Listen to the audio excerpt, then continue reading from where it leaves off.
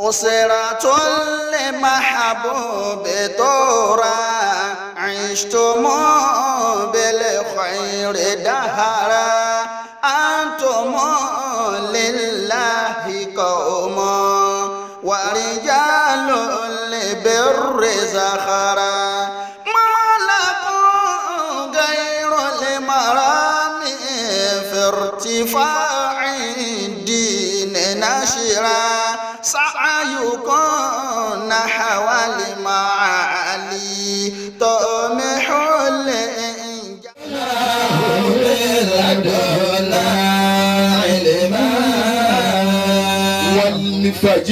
والفجر نعم والليالي العشر نعم والشفع والوتر نعم والليل إذا يسر هل في ذلك قسم لذي هجر.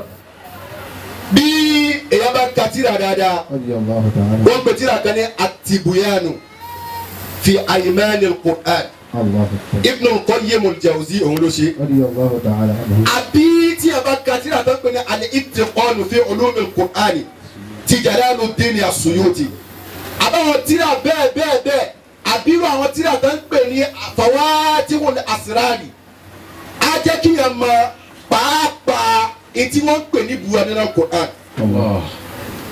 ẹ dákun ẹ jẹ́ kí a fọwọ́ balẹ̀ ká gbọ́rọ̀ yìí à ní pẹ́ lórí ẹ̀ púpọ̀. àwọn ọ̀jọ̀gbọ́n àwọn àgbèrè àwọn ọ̀jọ̀ pé kí ló dé ìbúra tọ́lọ̀ ń búra ní Qur'an ti pọ̀ jù kí ló dé tí ìbúra àwọn pọ̀ tó bá wọn. wọ́n ní idha kana al-mu'min la yahtaju ila al-qasam fa innahu yu'min bi mujarrad al-khabar. tábẹ́ mùmíní ni àwọn mùmíní Ọlọ́run ò ní máa ṣẹ̀ṣẹ̀ wá máa bú tẹ́mi wá ti promote a ní ìkọlọ́ ṣẹ̀ṣẹ̀ máa búra fún wa ká tó bìlíìfù ọ̀rọ̀ Ọlọ́run. wọ́n ní wa in kana al-kafir lan yu'mina abadan ma'a ma kathura al-qasam. ṣùgbọ́n kẹfẹ́ rí bó ṣe lè wù kí ìbúra pọ̀ tó kò ní gbàgbọ́ láyé láyé. tó ti lè wù kọ́lọ́ ń búra tó náà Qur'an kò ní gbà ọ̀rọ̀ tó náà fẹ́ sọ tẹ̀lé òun kò ní kàkún kò sì ní ṣiṣẹ́ lára rẹ̀. ọ̀rọ̀ ni kò rí bẹ́ẹ̀ ipe al-qasamu kọ́lọ́ ń búra bẹ̀rẹ̀ ọ̀rọ̀ yufidu tahqiqul khabar wa tawkidihi. kọ́lọ́ ń búra bẹ̀rẹ̀ ọ̀rọ̀. yufidu tahqiqul khabar wa tawkidahu. kọ́lọ́ ń búra bẹ̀rẹ̀ ọ̀rọ̀ ó ń jẹ́ kí a mọ ọ̀rọ̀ tọ́lọ́ ń fẹ́ sọ òun ni ó jẹ́ a máa wé rẹ̀. nítorí pé àwọn lárúbáwá wọ́n fẹ́ràn kẹ́ máa búra kẹ́ni tó ń bá sọ̀rọ̀ òun lè mọ̀ pé ọ̀rọ̀ òun ní gírafítì. ọwọ́ jẹ́ ká mọ̀ pé ìbúra nínú Qur'an ọ̀nà mẹ́ta ló máa ń gbà wá ọ̀nà mẹ́ta ni máa ń gbà wá lọ́dọ̀ àfọ olómọ Qur'an àwọn bàbá tó pọ́n wa lẹ́nu náà wà ń kálẹ̀. wọ́n ní àkọ́kọ́ wọ́n ní pé ìwọ tó bá wò pé Ọlọ́run búra bimujarradil ismi Ọlọ́run ní wàtíìnì wàzẹ̀yìntúni àbí wàṣàmùsì wàlùkọ̀mẹ́rì gbogbo olùkọ́ bá wọ́n ní kò yí ọ ni innama qad udhifa al-mudhafu.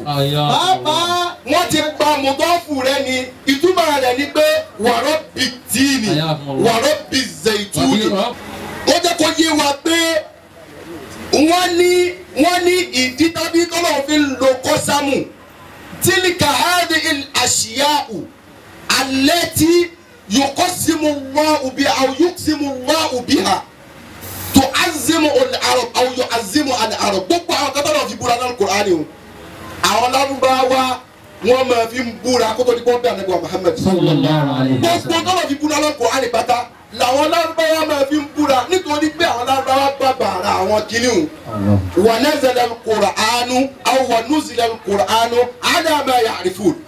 Ọlọ́run wá sọ Kùránì kalẹ̀ lórí tí wọ́n máa ń ṣe Ọlọ́run wá sọ Kùránì kalẹ̀ ẹlẹ́ẹ̀kejì nu ẹlẹ́ẹ̀kẹta ibi tá a ti kó báṣù kan tó wà àmì kù jíjẹn ó tilẹ̀ gan àmọ́ kákàsá eré ẹlẹ́ẹ̀kẹta òun ni pé wọ́n ní gbogbo ohun tọ́lọ́run fi ń búra òun yóò jẹ́ kéèyàn máa mọ̀ wípé gbogbo àwọn kinní yìí iṣẹ́ ni wọ́n iṣẹ́ tá a bá sì ń rí a gbọ́dọ̀ rí ẹni tó ṣiṣẹ́.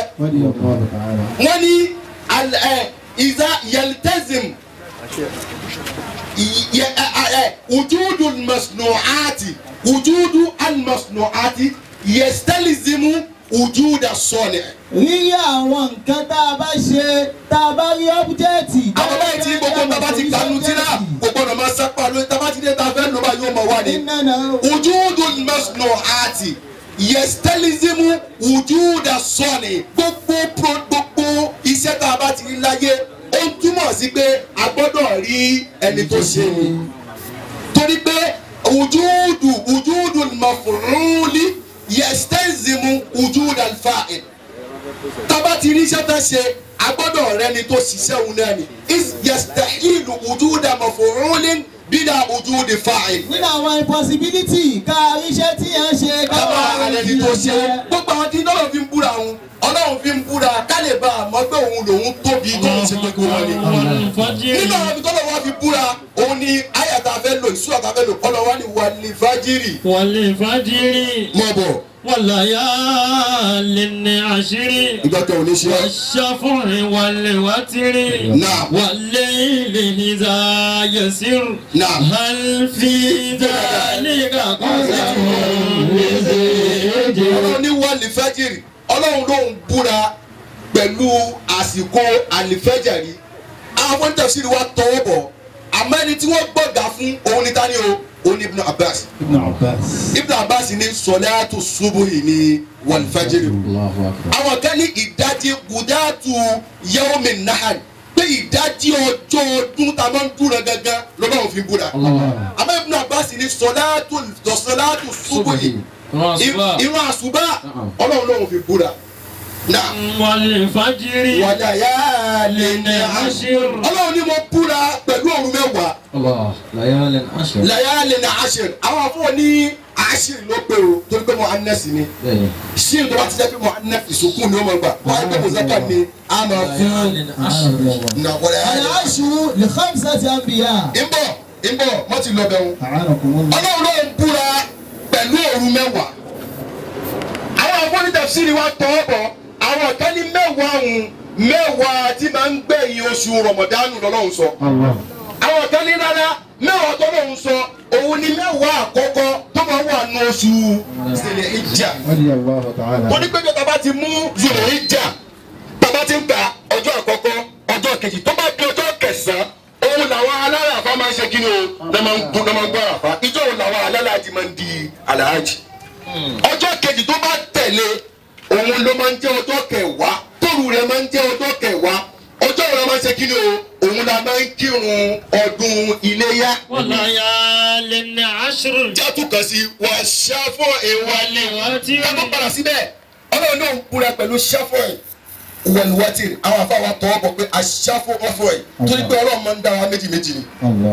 Ọlọ́run yóò dọ́kùnrin yóò dóbìnrin yóò dẹni tó ga yóò dẹni tó kúrú yóò dẹni tó láà yóò dẹni tó tírín kódà gbogbo nǹkan tó náà ń dá ẹnu àwọn bàbá láti gbọ́ pé kódà òjò méjì lọ́nà máa ń dá òjò tí òjò akọ bá ń rọ̀ sára igi tí òjò abo bá ti rọ̀ sí igi wọn ò ní ṣoṣo àfi kójú akọ àtàbọ̀ kó rọ̀ sí kó lè bá a ṣoṣo. wọ́n ṣàfùrí wàlíwátìrì òun ni Ọlọ́run àwọn kan ní túmọ̀ rẹ̀ nu àwọn kan ní wà ṣàfùrí anabi Adama Ọlọ́run fún anabi Adama àti Hawa òbúra ó àwọn yòókù Ọlọ́run tó dùn òun fún anabi Adama àti Hawa òun fi wọn búra torí pé kánà Ádámù yushafi'u aw yushafa'u anabi Adama wà lóhun nìkan ni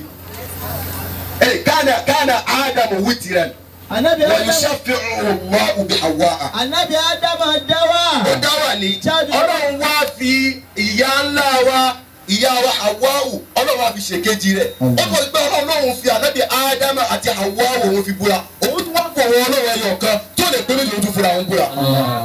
àwọn kan ní wọ́n ṣẹ́fọ̀ ìwọ̀lúwọ́tìrì mọ́gírìbì ni àwọn kan ní mọ́gírìbì ni pé rákà méjì àkọ́kọ́ tá àkọ́kọ́ máa ń kíká tó jókòó òun ni ṣẹ́fọ̀ yìí rákà ẹ̀yọ̀kọ́ tá máa ń kí tá máa ń dìde òun ni wítìrì ẹ̀dá ni Allahu akbar walayalin ashir. والشفع والوتر والليل إذا يسر. padà síbẹ̀ mahalu shahid walayalin ashir. anakumullah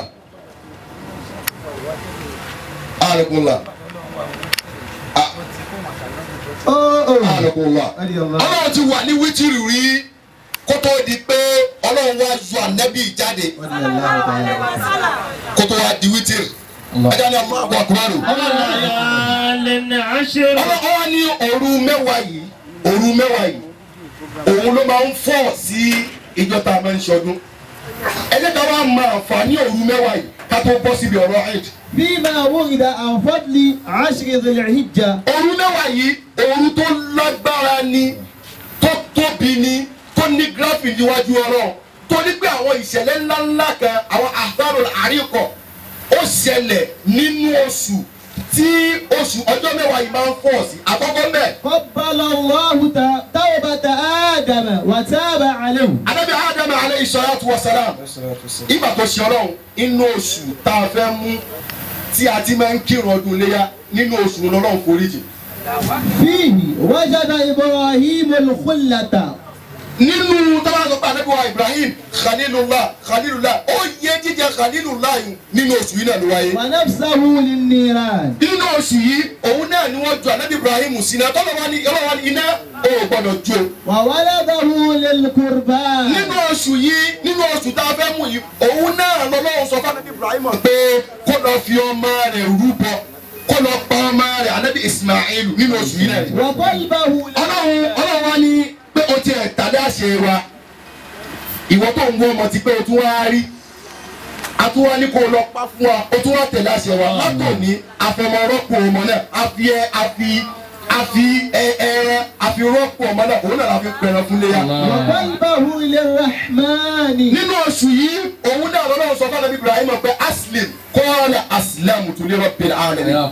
nínú oṣù náà ọlọ́run ṣe exam fún Ànábì Ibrahim Ànábì Ibrahim ti paasi mọ́bọ̀. وفيه بنى الكعبة الشريفة. kódà nínú oṣù yìí òun náà l'Ànábì Ibrahim ṣe kí lọ́kọ̀ Káàbà alápẹ̀lẹ̀. وفيه أكرم الله موسى للمناجاة. nínú oṣù yìí lọ́lọ́wọ́ pa Ànábì. داود المغفرة. nínú oṣù yìí nuzilat ala Dawuda al-maghfiratu. nínú oṣù yìí lọ́lọ́wọ́ gba tuntun bá Ànábì Dawud. الله.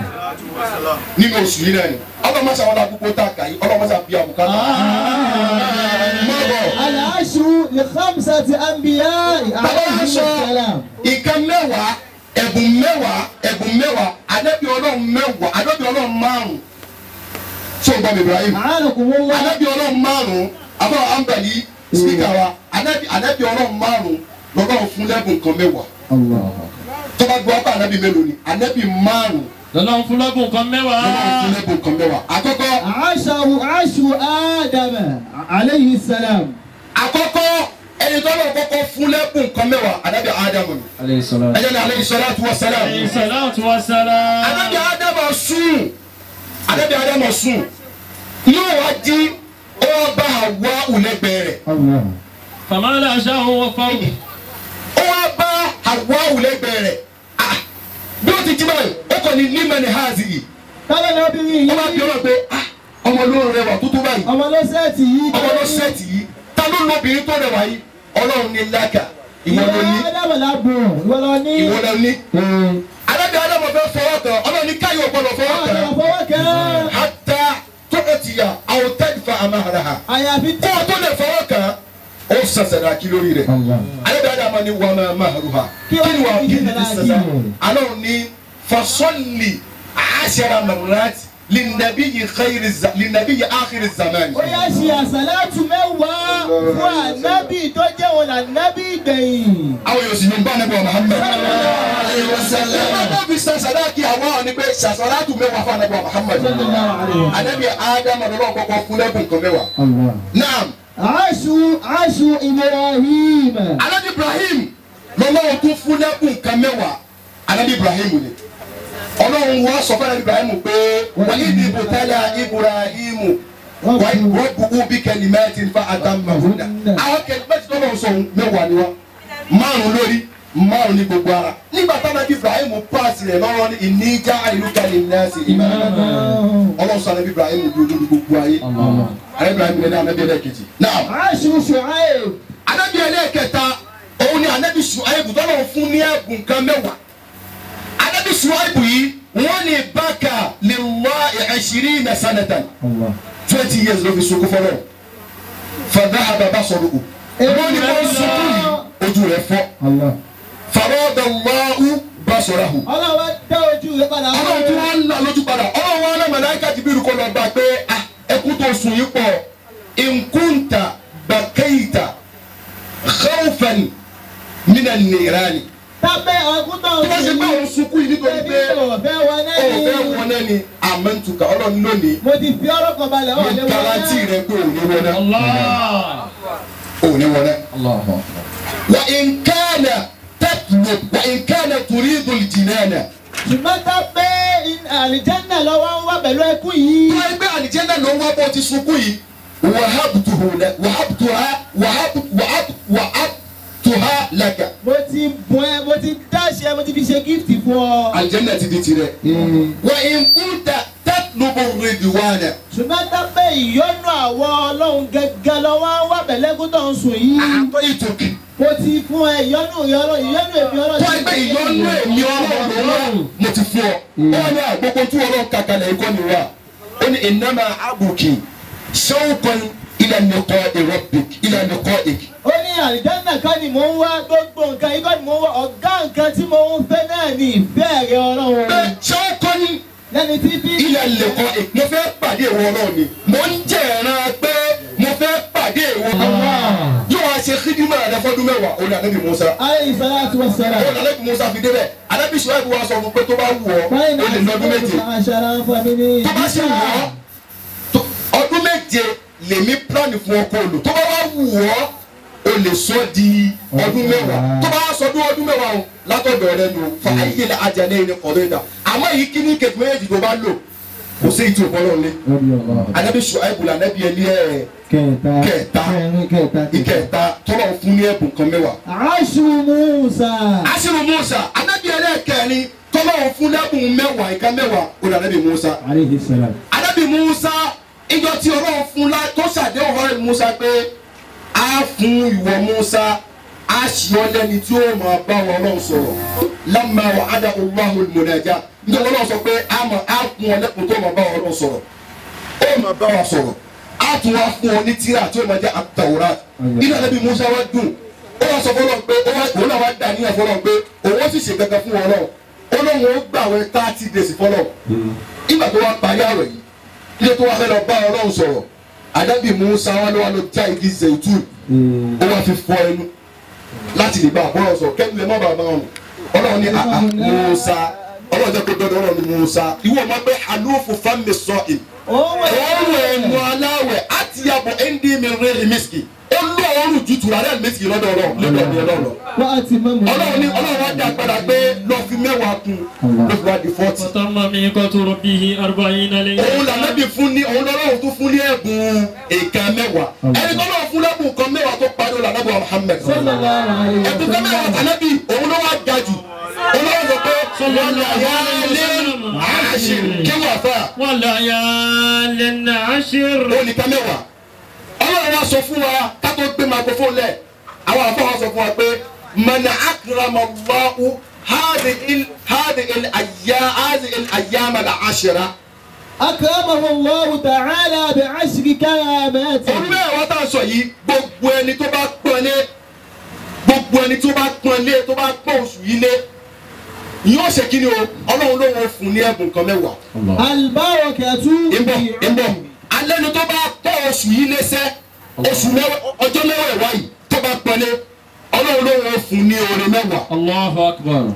tó bá pọ́n ọjọ́ kọ̀ọ̀kan tó fi pẹ́ mẹ́wàá tó bá pọ́nlé Ọlọ́run ní èmi Ọlọ́run ìfún ní ẹ̀bùn nǹkan mẹ́wàá náà. Al-barakatu fi umrihi. Al-barakatu fi ẹ̀jẹ̀ ní Allahu akbar. gbogbo ọdún tí ó lò láyé kò ní ṣàfẹ́kọ̀ àlùbáríkà nínú oore rẹ̀. Wa ziyadatu fi. fábẹ́lẹ̀ bọ́lá bá fún ẹ lálùbáríkà nínú ọjọ́ orí èèyàn ni yóò tẹ̀ lọ́lọ́run láàárọ̀ yóò tẹ̀lé lọ́sàn yóò tẹ̀lé lálẹ́ bíbá ló ṣe wù.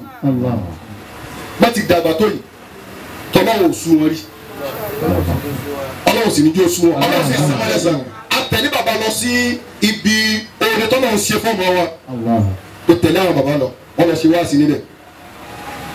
àbá ọ̀gbun Ọlọ́run tọ́lọ̀ mẹ́fà lùbáríkà sọ́jọ́ orí yà ni ó máa pé 80 ẹ sì mọ̀ ọ́ pé 40 ni. Allah. bàbá àgbà lọ́rùn Wọ́n ní ọmọ ẹlẹ́dọ̀ọ́dún pé tí bàbá sì ti gbà ní éèjì tán bù nù wọ́n jù bẹ́ẹ̀ lọ. Wàláhì. wọ́n sì jẹ́ ká mọ̀ pé bàbá Málíkì wọ́n over 120 kan tó kú Allah. kódà bàbá gan ju 200 lọ. Àmín. ẹ sọ pé àmín ni. ẹni tó bá mọ tí ń ṣe ẹni tó bá mọ tí ń ṣe yóò máa ṣẹ̀dá fún bàbá ni. ìsìláàmù ti rí bá mi wọ́n ń wọ mọ́ṣáláṣí àwọn kò fọ́ọ̀rù ń wọ mọ́ṣáláṣí wọ́n ti ń ṣá àwọn èèyàn. Àwọn kèfèrí wọ́n mọ́ṣáláṣí. máa ń lọ Akramakumullah. mọ̀ pé àṣì pẹ̀lú gbogbo àwọn sẹ́ẹ̀tì báwọn. Wọ́n ní Allah ta'ala nǹkan. ọlọmọ tó yẹ káàdà wálẹ̀ ọgbàdà sókè fàfà tó yẹ káàdà wálẹ̀. àwọn àfáàgbọn ò rí bí wọ́n ti yẹ ká rí mọ́ nígbà tó pé wọ́n ti fowó tíìsì àwọn àfáà wọ́n ti gbàjà àfáà lọ. Allah akbar. Alhamdulillah Rabbil Alamin. bàbá olóró àwọn oníkùn táwọn wò àwọn ní méjì wọn nínú Ìsìlámù táwọn wò pé bó ti yẹ ká fà á rí rèé bó ti yẹ ká fà á rí rèé akéré bàtà akéré gan tó mú wa débi báyìí tó mú wa sọ́dọ̀ àwọn bàbá akéré gan àsìkéré náà àmọ́ ẹ tún wá wo ọ̀rọ̀ 1998 1999 kẹ́ ọ bá ti kéré tó nígbà yẹn náà Ọlọ́run ti ṣojú ládàá gbé bó ti yẹ kí méjì àwọn afáàmà ní bàbá rí yìí tábà wọn wà ládùúgbò wa nígbà táwọn kékeré tó máa ṣe kó wọn ládùúgbò tó máa parí kíní báyìí àwọn afọ afáàmì oṣù mọ jẹ́bẹ̀ sáyà wọ́n tó tébù oúnjẹ ni lóde. Gbogbo orúkọ akún fẹ́ dún ní. ìgbà tá a tó òyà yìí gbogbo orúkọ yóò wá kún fún ẹ̀rọ ọ̀dọ́ni ẹ̀ bá ó tún máa fọ orúkọ lọ́tọ̀ máa fẹnu lọ́tọ̀ Níta gbangba. níta gbangba nígbà tá a dówòrò ni mò ń gbọ́ pé àbàbọ̀ ò kí ń jẹun níta mo kọ́ sẹ́ẹ̀ ó sì yẹ kó rí lóòótọ́ nù á tiẹ̀ tún máa zá á tún máa áàdì sí value jẹ́ àfa Wàláhì. Ọ̀dọ̀ bàbá láti rí. ọ̀dọ̀ bàbá gbogbo nǹkan. Radiyallahu ta'ala anhu. ìyá ọmọ òun bàbá pé sọ́dọ̀ ti pé méjì yìí lóòótọ́ àlùbáríkà ni àlùbáríkà tó wà ní ọjọ́ orí wọn náà fi kéré tọ́jọ́ orí wọn sì ń dàgbà. Allah. àlàáfíà wọn kò wá àlàáfíà wọn náà ó wá boost sí megabyte ẹ̀ wọ́n ń wide sí Dátà òní wá. ojoojúmọ́ lọ́wọ́ ń sọ sáàbù dátà àlàáfíà bàbá. Alhamdulillahi Rabbil àtọ́wọ́ ni megabyte ọgbẹ́ fún mi ké o kò sí kódà kó tún tọ bluetooth fẹ́ kó tún tọ wifi fẹ́ lómi Bẹ́ẹ̀ni. wọn ló ń bẹ̀ kò lè tán. Bẹ́ẹ̀ni, ó gbọ́ wá tó wáìfà ní. wọ́n bá ìwòlé ọlọ́ọ̀ni bàbá o aláǹkó tá a bá ta tẹ̀lé nínú àwẹ̀ alọ gbẹ́gẹ́mu kan níta tá a dágbére fún àwọn bàbá Allah. ìmọ̀ ọ̀tá wà pẹ̀lú wọn náà ni Bẹ́ẹ̀ni. mo wá dáhùn níjọ́ ẹ̀ níbi pé mo wá mu energy drink méjì Allah. tó gbé àtúntò tẹ̀sí ládùúgbò ẹnì kan ní ẹni àgùntàn rẹ lọ ẹ mọ̀ sí báyìí mọ̀ kíní ìlágbára yóò kọ́gbọ́n ò dáfara wàláhì làásìm apárí tẹ̀síìrì ní ọjọ́ Monday pẹ̀lú àwọn bàbá báyìí mo kàn ní bàtà ẹni kan pè mí lókè ni pé afáwa bàbá ní kò wọ́n fún mi lóògùn kan wàláhì làásìm Allah. wàláhì làásìm bàbá ní káwọn fún mi ní oògùn mo wá wò pé ó ti rí pé Rabbana arina laha uyunun. bóyá yìí La yarahu an-naziruna. naam ọ ní oògùn yẹn ó tóbi báyìí kúrò àdó ni mo sì ń lò kò tí ì tán ó pọ̀ wàláhì ó pọ̀ gan ìkan tóbi ìkan kékèké ọ ní kékèké òun kì í máa lo méjì iná láwọn ẹyọ kọ̀ọ̀kan wàláhì tí máa ń lo báyìí gbogbo mọ̀nẹ́ẹ̀tì wàláhì Òtísù lọ́wọ́ àfáfàrà yìí. Adé ọṣẹ́ wù ní. Ọ̀nà ẹ̀ ti jẹ kò sí lọ́wọ́. ọlọ́mọdé àwọn àbá ti láyé láyé. alibara káàtó fi ọmọrì ẹni tí ó bá gbọ́ òun tó bá gbọ́ ọjọ́ ẹ̀wá ilé àgbáríkà ọlọ́run máa pọ̀ nínú ọjọ́ orí rẹ̀. Wọ́n ziyadatu fi mali. ọlọ́run ó fi irú ẹni bẹ́ẹ̀ yóò náwó owó rẹ̀ ò ní tán. Allah. àkáǹtì ọkọ̀ máa ga sí ni àkáǹtì ọkọ̀ máa ga sí ni tí yàrá tó fi máa ní owó rẹ̀ ó máa pọ̀ sí. Wal hifzu li iyali. wọlé ìfúnni ìyá ni ọlọ́run ó máa ṣọ́ yóò tún máa ṣọ́ gbogbo àwọn ará ilé rẹ̀. Wat takfiru li sayyiati. gbogbo ẹ̀ṣẹ̀ tẹni náà bá ń ṣẹ̀ èyí tí ó mọ̀ ọ́ mẹ̀ṣẹ̀ èyí tí wọ́n ṣẹ̀ sí lọ́rùn kódà èyí tó mọ̀ ọ́ mẹ̀ṣẹ̀ tó wá ti tọrọ àforíjì máa ọlọ́run sì ní ẹ̀yin màláìkà ẹ̀ pa rẹ̀ fún. Wat tad'ifu li àwọn hasanati. olùpa ayọ̀ ọlọ́run fún wa. Wat tad'ifu li hasanati. gbogbo orin tí bá ń ṣe gbogbo wáàsí tí bá ń lọ gbogbo àsálàtù tí bá ń lọ gbogbo òtẹ̀lẹ́tọ̀ ọlọ́run tí bá ń lọ ọlọ́run ní ládàá rẹ̀ ẹ̀ máa multiply ẹ̀ fún. Wat tashilu li sakarati. kódà tí wọ́n ẹni bí ó bá kú tí ó bá kú láyé tí ó bá kú láyé ikú rọrùn ni ó. Allahu akbar. níbọ̀ sakaratu láfẹnu pè báyìí.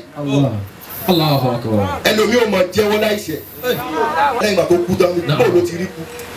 ó ní ikú dà gẹ́gẹ́ bíi kán tọwọ́ bọ adìẹ ààyè kán tọwọ́ bọ̀ nídìí pẹ̀lú force kán wá fa ìfun rẹ̀ jáde láti bẹ̀. ó ní pẹ́ẹ́sì tí ó rí bẹ́ẹ̀ ni pẹ́ẹ́sì kú ti rí. Ànábì Ọlọ́run o Ànábì wa mọ̀ pé àti kúrò láyé kò rọrùn torí pé àti wá náà ò rọrùn. Ànábì nígbà tá Ànábì fẹ́ kú. Salatu wa salam. ìgbà tá bí Ànábì Musa. Alayhi salatu wa salam. ìtò lé ní ìwáyé Ànábì Musa ìwáyé tó lé ní torí pé ìwáyé èèyàn náà ìwáyé tó ní ká tó mọ́ máa ń wáyé ìwáyé tó lé náà ni. bàbá kú ò náà ọ̀nà líle náà lọ́pọ̀lọpọ̀ àwọn èèyàn máa ń gbà fọlọ́mọdé kí ti wá lé. ọlọ́mọdé kí ti wá lé. Ànábì ní ṣé bí kú ti rí rèé Ànábì sọ fún àṣà ẹgbẹ́ ṣé bí kú ti rí rèé ó ní tiwa Ànábì ló tún rọrùn jù torí pé wọn ló láyé wọn ló lọ́rùn tí èyí ló tún rọrùn jù Ànábì tó ẹgbẹ́ tèmi yìí ló rọrùn lọ́rùn báyìí pẹ̀lú bí mo ti ń rìn yìí tèmi ló tún rọrùn jù Ọlọ́run gbogbo ìnira táwọn àlùmọ̀ mi ò rí kó papọ̀ mọ́ tèmi. Sallallahu alayhi wa sallam. yóò bá Ànábì wọn àwọn ọ̀dẹ̀ kan ní ká má ṣẹ̀ṣẹ̀ láti fún. Sallallahu alayhi wa sallam. ọ̀dẹ̀ kan ní kí ẹ má ṣe lórí sí i. Ìbọ̀ Ànábì jọ̀kan ó ń ṣàdúrà Aisha ìyàwó Ànábì ní kí Ànábì ṣàdúrà fún un. Ànábì wá ṣàdúrà fún un. Ànábì ṣàdúrà fún un. Aisha wá ní àdúrà yìí ti dùn mọ́ òun. Òun láì kàdúrà Ànábì ní bí mo ti ṣe fún gbogbo mùsùlùmí ayé lójoojúmọ́.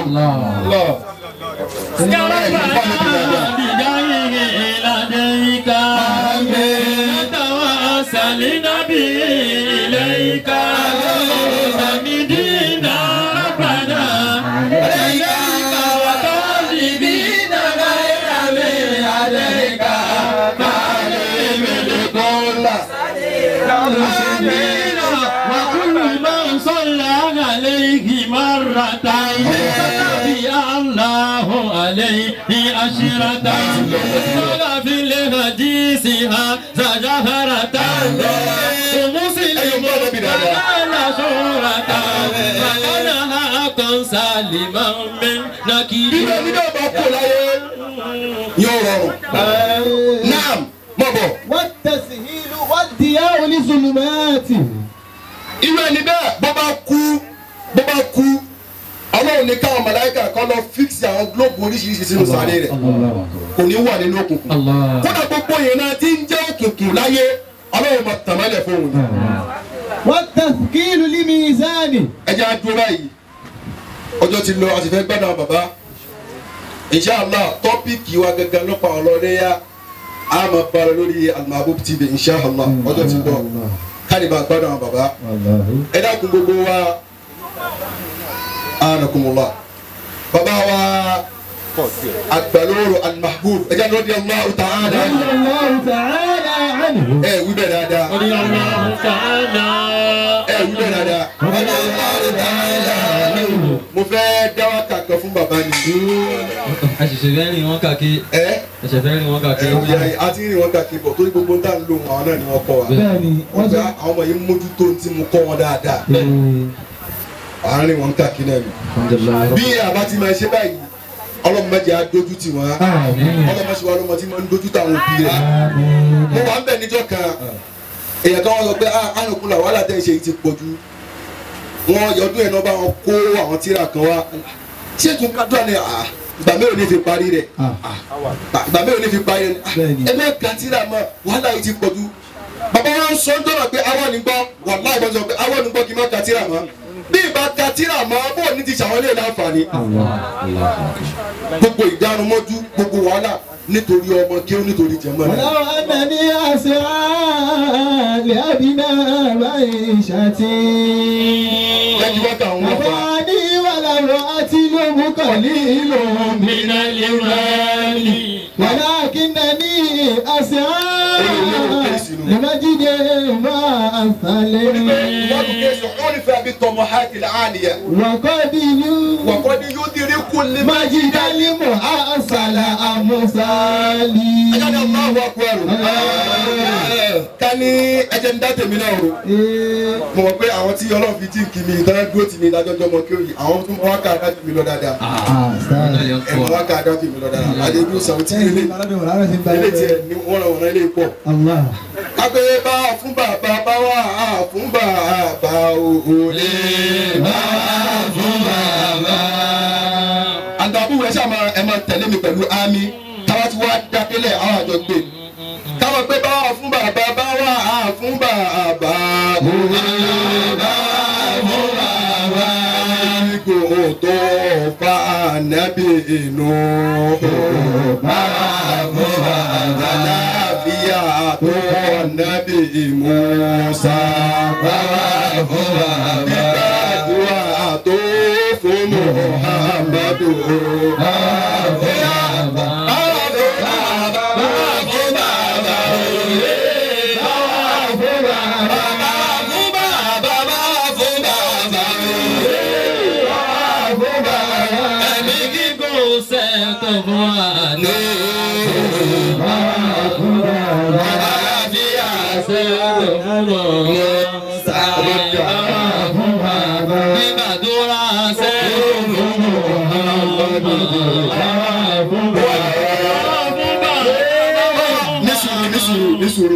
Sàwùtí wọlé òtún rí gbé ní.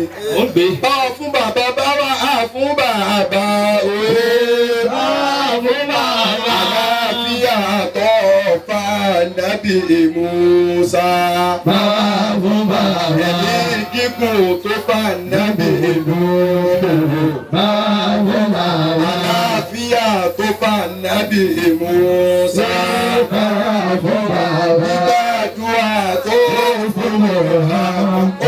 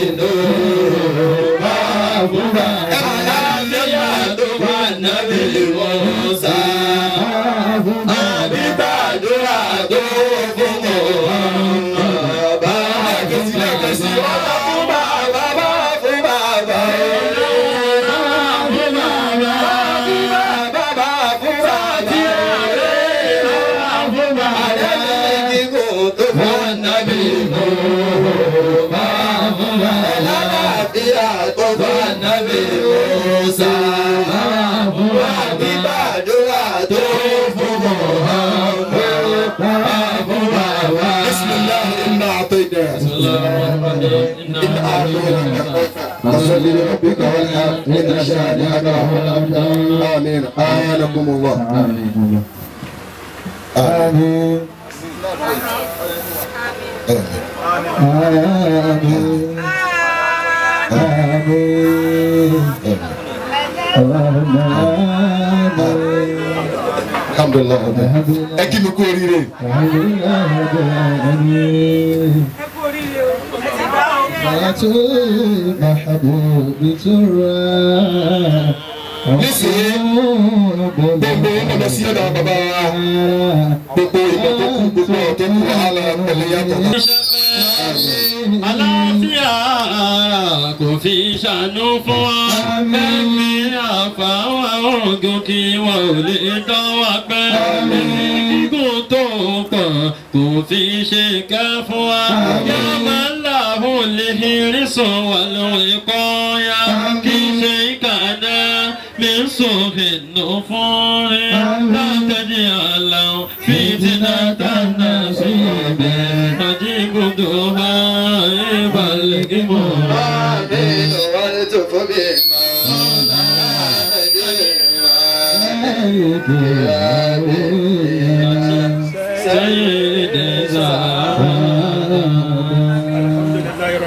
الحمد لله رب العالمين حمدا موافيا لنعمه ومكافيا لمزيده جماعة كذا وكفوا له الحمد لله رب العالمين الحمد لله رب العالمين. الحمد لله. agbe títóbi fún Ọlọ́run a fi Ọlọ́run ọba sí ààyè rẹ̀ الحمد لله رب العالمين. àtọrọ àlékún ìkẹ́ Ọlọ́run àlékún ìgẹ́ Ọlọ́run orí àjẹǹjẹ tán rẹ̀ fún aṣáájú ẹ̀dá Ànábì wa Muhammad. àwa tọrọ bẹ́ẹ̀ fún gbogbo àwọn aráalé Ànábì sallallahu alayhi wa sallam. gbogbo àwọn sàhábà rẹ̀ sallallahu alayhi wa sallam. ìyọ́nú Ọlọ́run fún gbogbo àwọn àlàrí Ọlọ́run ládàáyanrí fadilatuhu wa samimatuhu Sheikh Muhammad Rabi radiyallahu ta'ala anhu. قدام الله دولته مقرونة بطول الأمة والقيامة آمين. ونحن جميعا اللهم آمين. kò yẹ kí wáàsí kankan tún wáyé mọ́ gẹ́gẹ́ bí èrò tèmi ohun tí mo rò òun ni ká disappoint àwọn èèyàn lénìí pẹ̀lú wípé a tún ní tírìtì tọ́pìkì tí a ní a fẹ́ tírìtì mọ́ Anakumullah. ohun tèmi rò nìyẹn. Anakumullah. Àfá Muhammad Al-Awwal sọ̀rọ̀ kan nínú ọ̀rọ̀ lẹ́ẹ̀kan wípé èrè ní máa ń kọ́ sẹ̀ kí òjò tó rọ̀ Anakumullah. bí ò bá sí èrè àwọn nǹkan kan ń bẹ tí ò ní wáyé Anakumullah.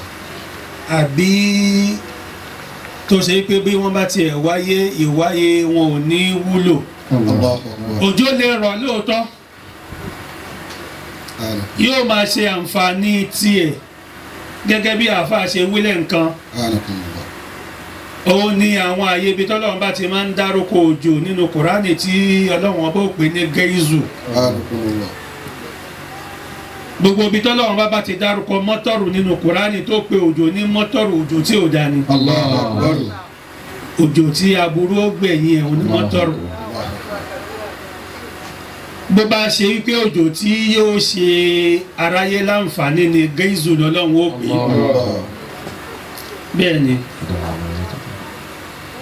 bó bá ṣe wá wù kí òjò rọ̀ tó àwọn nǹkan kan mi òjò lè mú àǹfààní rẹ̀ jáde èrè ni ó mú àǹfààní rẹ̀ jáde. Ọ̀rí báwọn kan máa ní bí omi ṣe ń wọnú àgbọn kò sẹ́ni tó yé bí ò bá yé òun ó yé àwọn tán ní mímọ̀ èrè ní wọnú àgbọn Allahu Akbar. èrè ní wọnú àgbọn omi òjò kọ́ ní wọnú àgbọn má bínú. Ọ wá rí wípé nínú àǹfààní tí èrè ń ṣe tí òjò ò lè ṣe nìyẹn. Anakumullah. Bọ́mi ṣe ń wọnú àgbọn kò sẹ́ni tó yé àmọ́ bọ́ bá wọ àgbọn òun nìkan ni ohun tí Ọlọ́run bá dá tó ní ojú bíi mẹ́ta lórí Allahu Akbar. ibi tí omi ń gbà wọnú rẹ̀ nìyẹn ibẹ̀ lómi ń gbà wọnú ẹ̀. Radiyallahu ta'ala ankum. Àwọn tí wọ́n wí bẹ́ẹ̀ àwọn lè má mọ̀ báwo lomi tí wọ́n wà nínú àgbọn ṣe wá ń dùn. Allahu Akbar. Ìrìn àjò mi nìyẹn jà fìyẹn lẹ̀ Allahu Akbar. bó ti mọ bómi ṣe ń wọnú ẹ̀. Èyí tí àáfàá wa pè ní èrì tí ó ṣẹ̀ yìí èrì láwàá pé àbí òjò láàpé ẹ dáhùn. Ó yẹ kẹ́yìn náà rí wípé èrì tó ṣe déédéé òjò ni. Anakumullah. Ó wá rí pé èrì kódà àwọn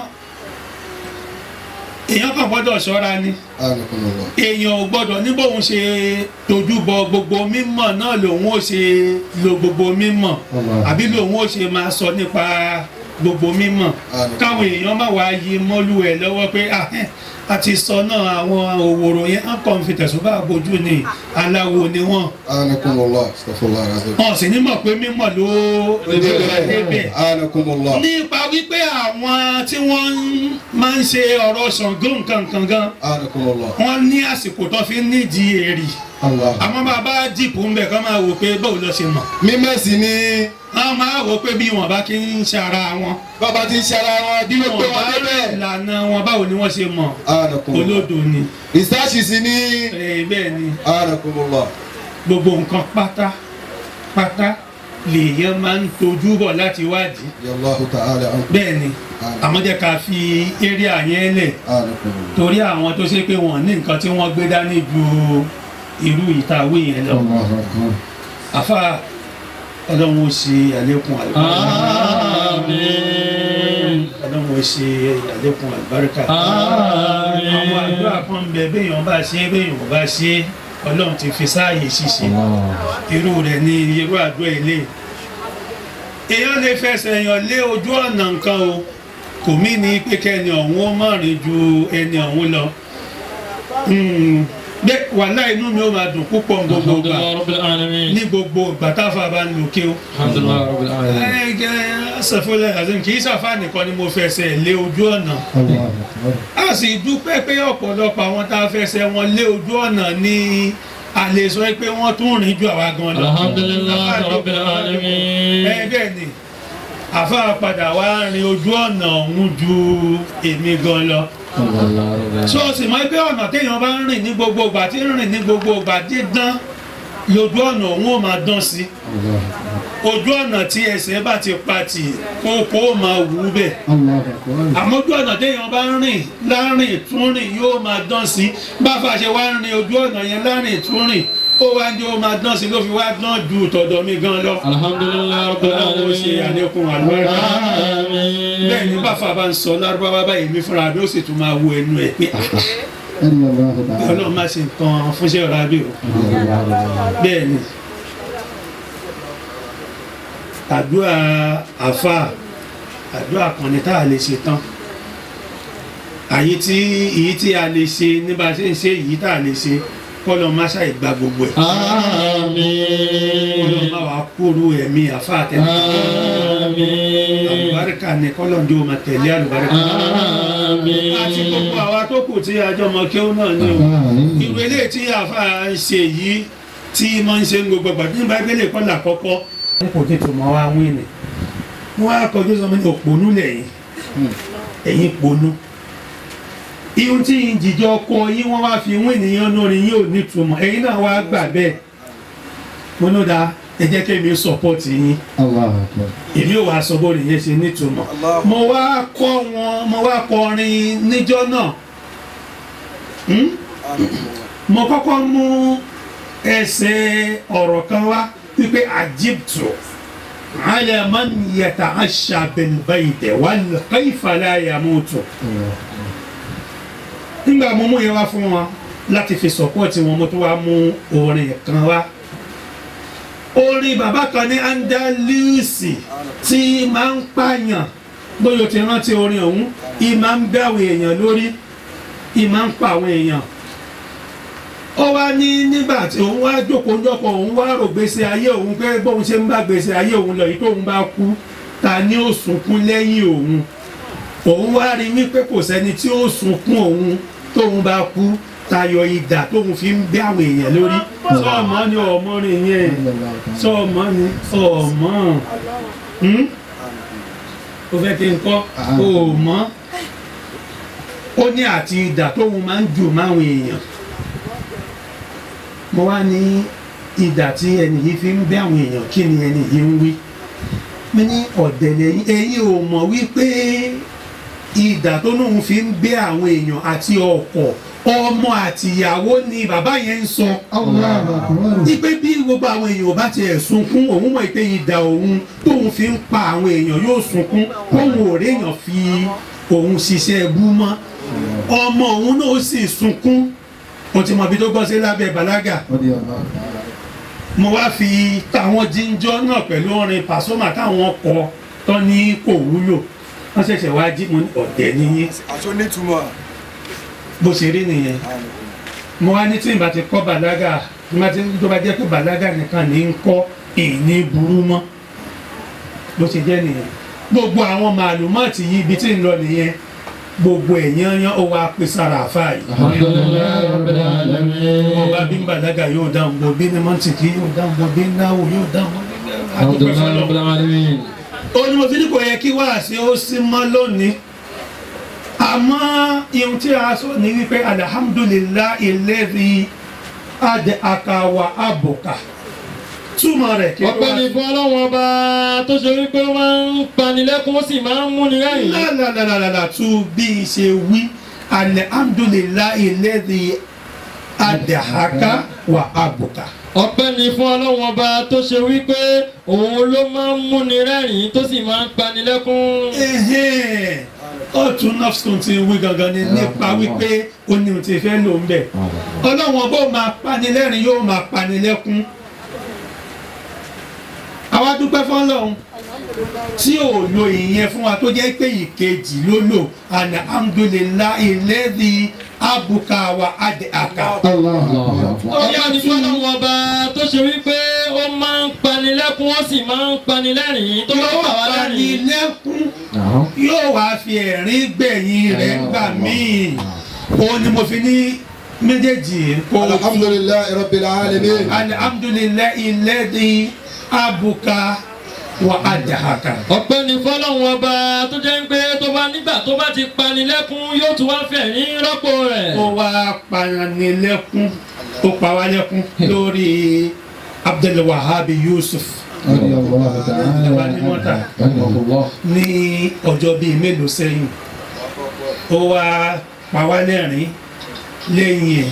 lẹ́yìn ọjọ́ bíi mélòó. alhamdulillah.